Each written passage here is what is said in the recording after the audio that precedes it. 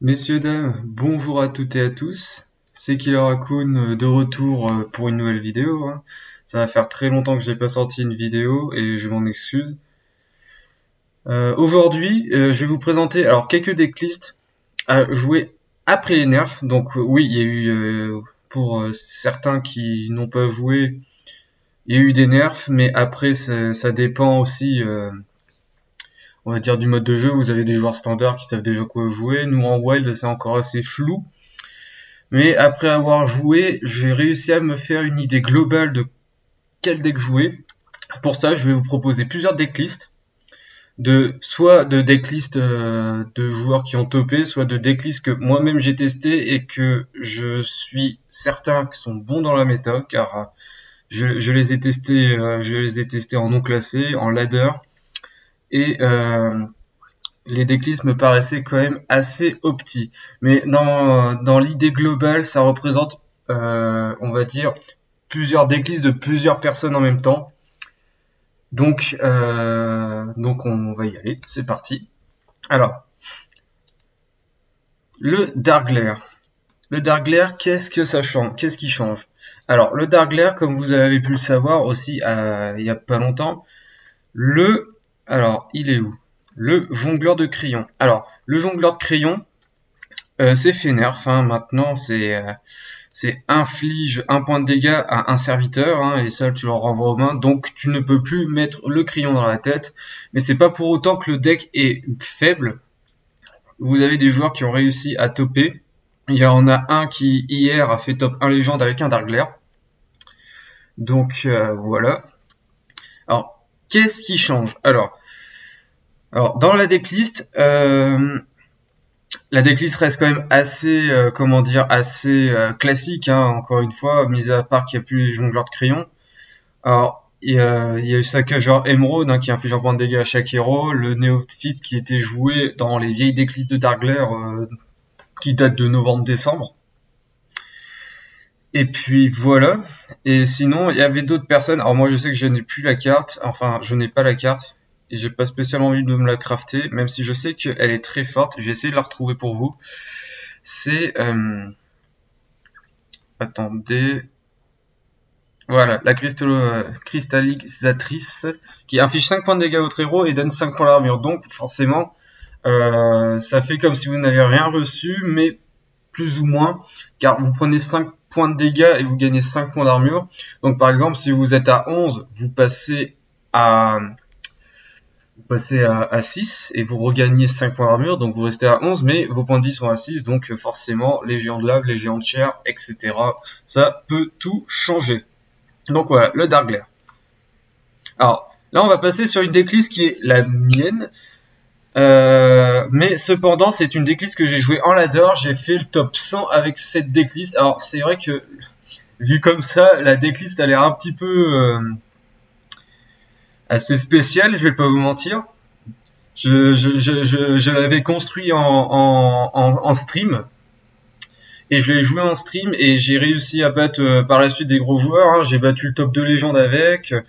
J'étais passé du top 300 au top 100 avec cette decklist. Bref, pour moi, c'était une decklist qui était très agréable à jouer, très intéressante parce que c'est un gameplay qui est différent.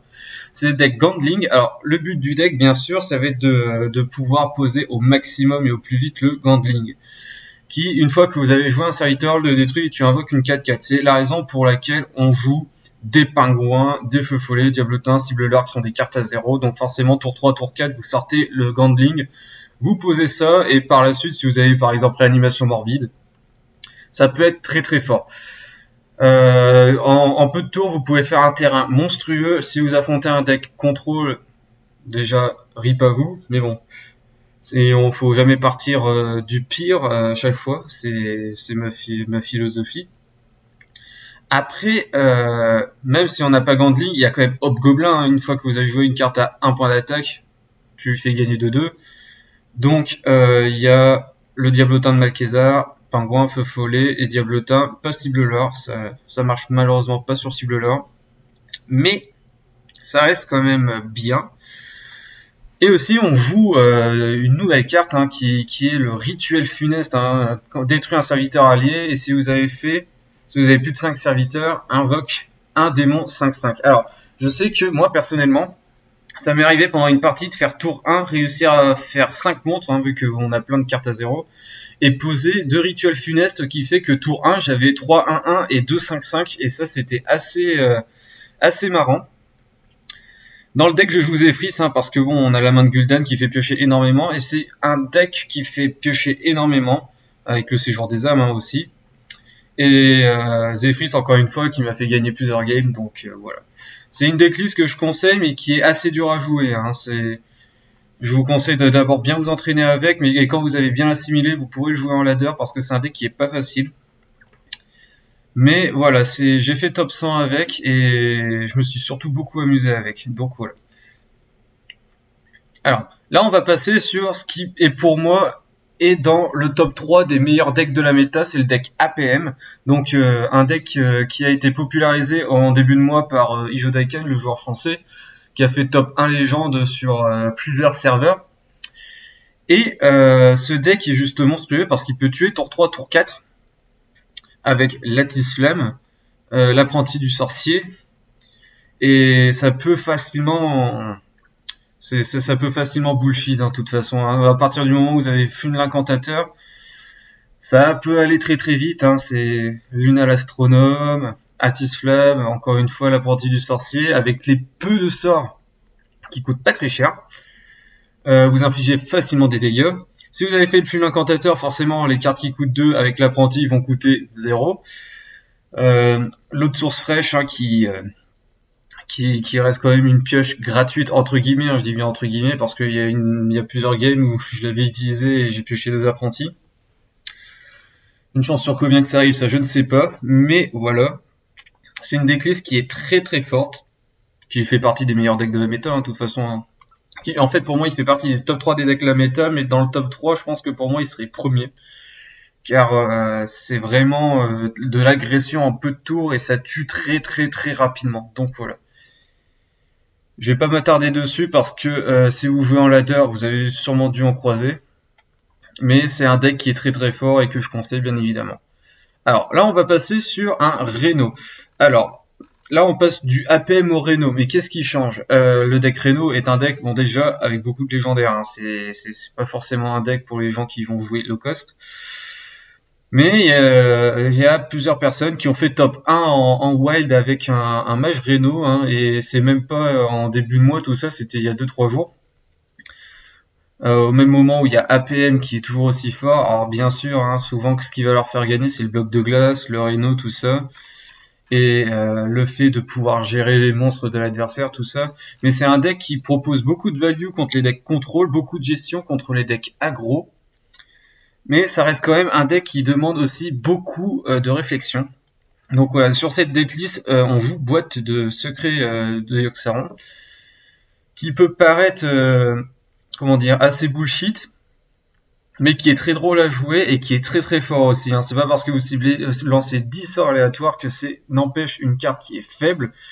Ce n'est pas du tout le cas, car en sort en wild, vous avez tout. Et beaucoup sont certes très très faibles, mais il y en a beaucoup aussi qui sont très très fortes et très très situationnelles. Donc forcément, ça compense bien le truc. Donc voilà.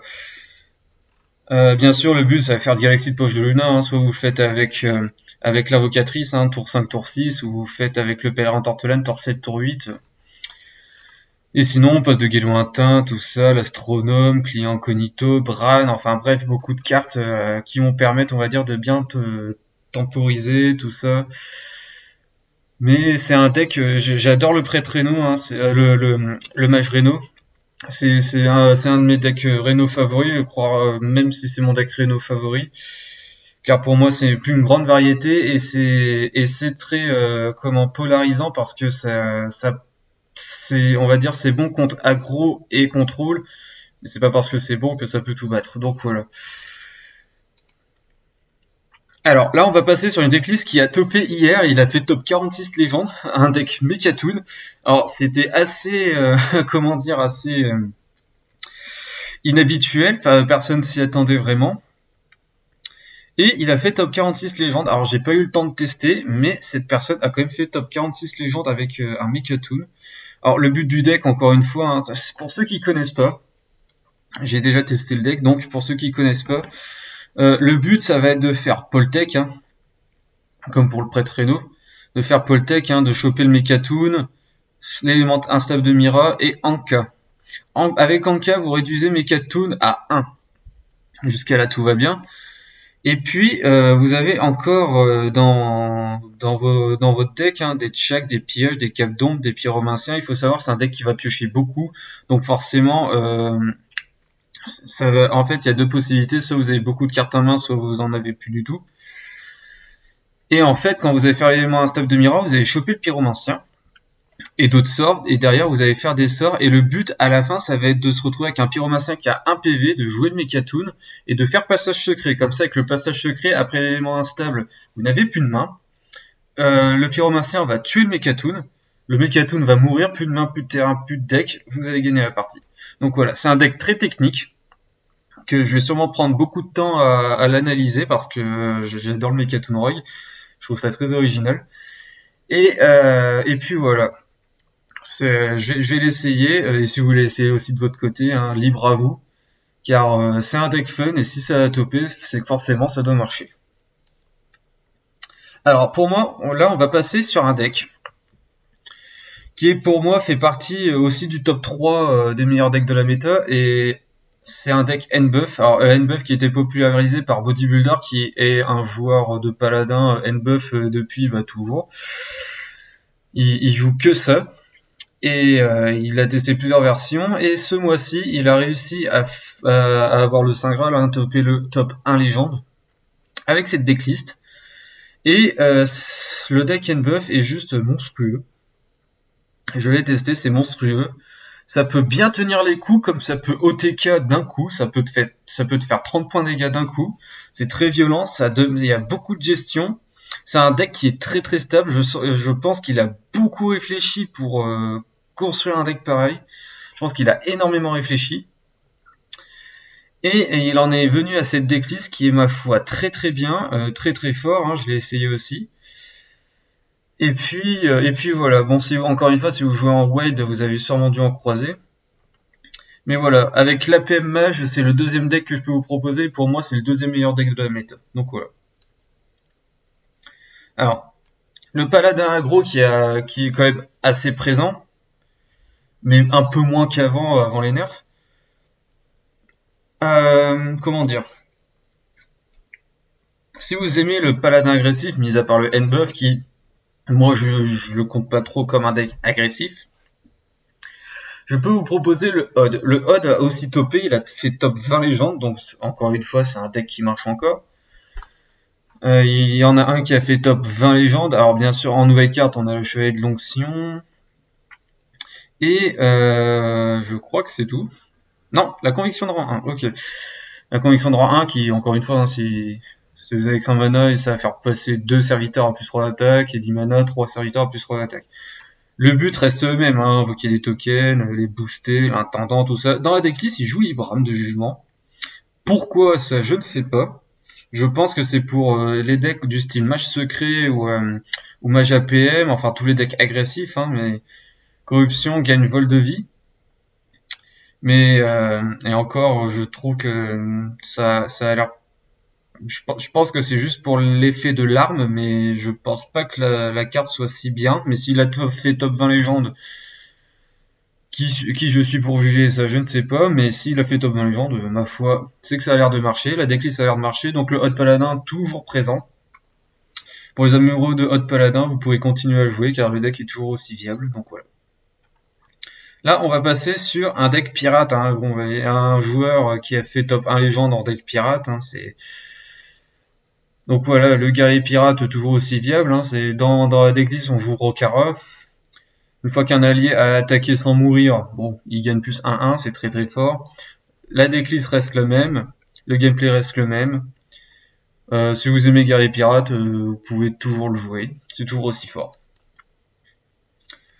Le prêtre Reno, hein, bon, je repasse ma decklist, tout ça. Mais je sais que ma decklist, de toute façon, a inspiré certaines personnes du Wild. Mais de toute façon, maintenant, même si ma decklist a inspiré une grosse majorité, il faut pas oublier que il n'y a pas que moi dans la vie et qu'il y a plein d'autres joueurs qui jouent des decklists différentes. Donc forcément, tous les decklists ne se ressemblent pas. Mais avec les nerfs, il y a beaucoup de personnes qui ont décidé de laisser le jongleur de crayon.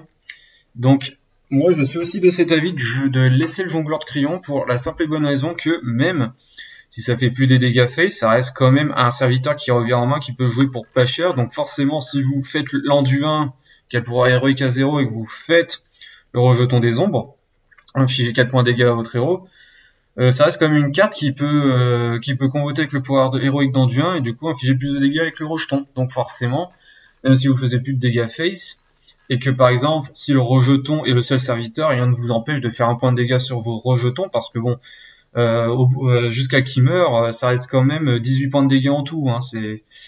Si on compte le nombre de points de dégâts qu'on peut faire le rejeton, donc 3, vous faites ça, plus 4 points de dégâts et les 2 points de dégâts du pouvoir héroïque, 6 x 3, ça fait 18, quoi. Ça reste quand même relativement cool, quoi. Donc voilà, Prêtre Reno, toujours aussi fort. Pas besoin de m'attarder dessus. Alors, on va faire plutôt dans ce sens-là. Alors là, on va présenter un deck Reno qui a fait top dans le top 100 aussi. Donc le Reno Hunter, qui est un petit peu de retour, tout ça, c'est un deck qui fait partie des decks Reno les plus agressifs. Mais voilà, cette personne a fait top 100, donc il joue de nouvelles cartes. Malheureusement, il n'a pas le vrai Kazakus qu'on a depuis le début, mais il a le Kazakus créateur de Golem. Il a cuté toutes les cartes à 4 mana pour le mettre. Donc ça reste quand même une carte qui est relativement cool. Il joue le Barak.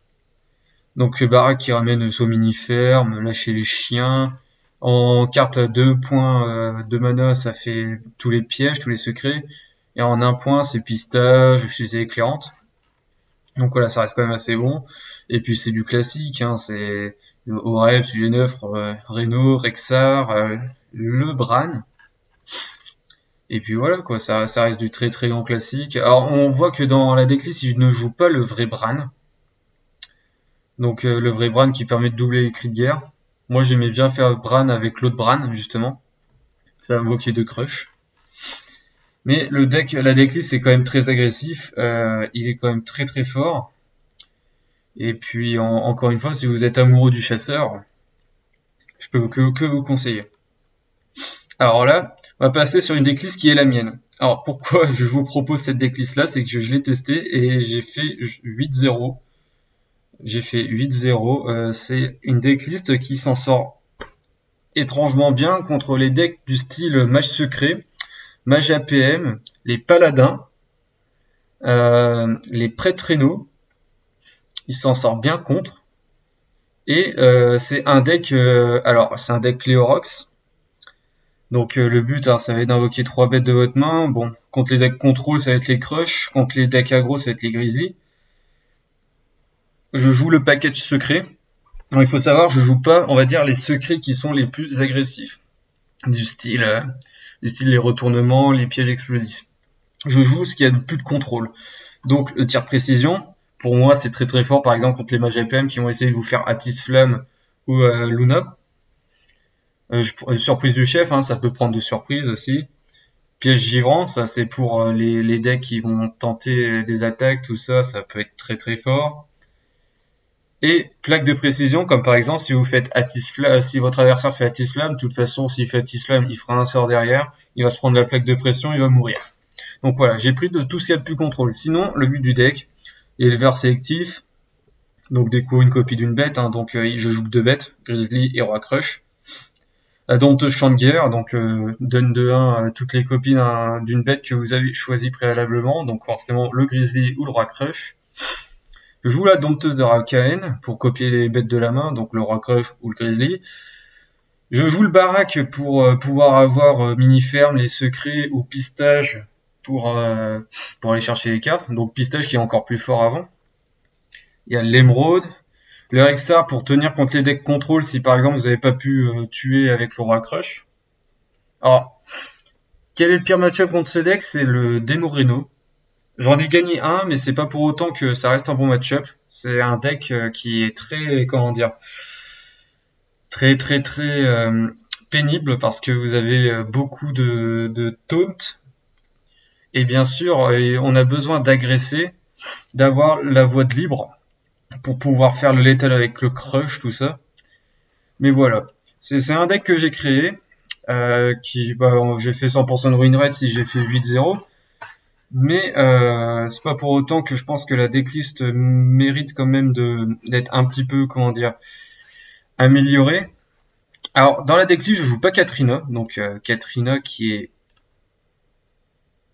Elle est où? Elle est là. Alors Katrina, Fétu d'hiver, Krieger, Herald d'Agonie, vous appelez une bête, donc appelez, vous invoquez une bête du deck. Je la joue pas pour la simple et bonne raison que je veux quand même que le deck ait du sens si je veux jouer l'électeur sélectif ou la dompteuse de champ de guerre. Parce que ça pourrait être fort. Ça pourrait être, on va dire, assez faible si je mets la Katrina. Dans ces cas-là, si c'est le cas, il faudrait que je revoie la decklist. Et dans cette decklist, il faudrait que je joue... Alors, une autre carte que j'ai pas. Il est où? Il est... Là, le Diablosaure chargé. Donc charge, cri de guerre ne peut pas attaquer le héros pendant ce tour. Donc ça fait une ruée, sauf que c'est un cri de guerre. Bien sûr, si vous invoquez depuis le deck ou depuis la main, ça devient une charge. Donc ça fait 7 points de dégâts. Donc voilà, ça sera à revoir si c'est vraiment le cas. Mais je crois beaucoup en cette decklist. Je vais essayer de la perfectionner pour la rendre encore plus forte. Mais déjà, si j'ai fait 8-0, pour moi c'est un score qui est déjà assez pas mal. Mais voilà, je pourrais pas encore vous dire utiliser cette decklist, mais peut-être plus tard dans l'avenir, quand j'aurai vraiment construit le deck correctement, pourquoi pas. Donc voilà, en tout cas j'espère que la vidéo vous aura plu et qui vous aura permis, on va dire, de vous orienter dans quel choix de deck vous prendre. Attendez, j'ai oublié de présenter une decklist. attendez. Le deck Murloc. Alors, le deck Murloc qui fait assez débat parce que le deck Murloc, on a tous un avis dessus. Soit c'est trop fort, soit c'est trop faible. Pour moi, c'est très très fort. Parce que avec les nouvelles cartes, le deck est devenu un peu plus stable.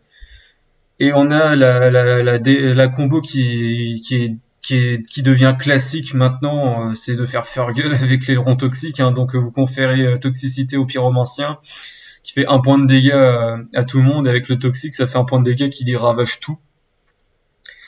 Et sinon, la decklist reste quand même assez forte. Hein, vous faites quand même des points de dégâts qui sont monumentales. Hein. L'union fait des ailerons, ça fait un point d'attaque et de défense et 1 point supplémentaire si c'est que des Murlocs.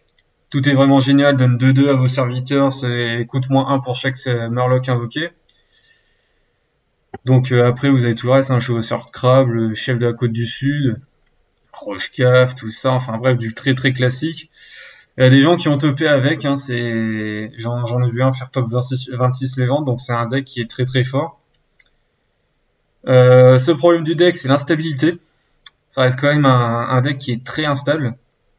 C'est pas pour autant que c'est un deck faible, hein. Bien évidemment, c'est un deck qui est très très fort, qui est très très agressif. Si vous faites une bonne sortie, votre adversaire ne va pas pouvoir le gérer et ça va tuer très très rapidement. Donc voilà.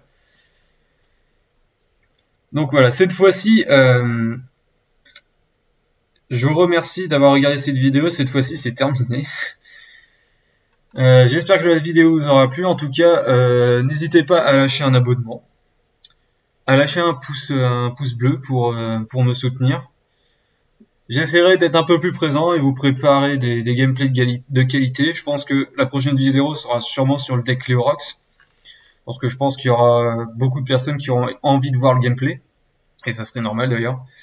Mais en tout cas, voilà. J'espère que la vidéo vous aura plu, et en attendant la prochaine, je vous dis à la prochaine, et amusez-vous bien, c'est le principal.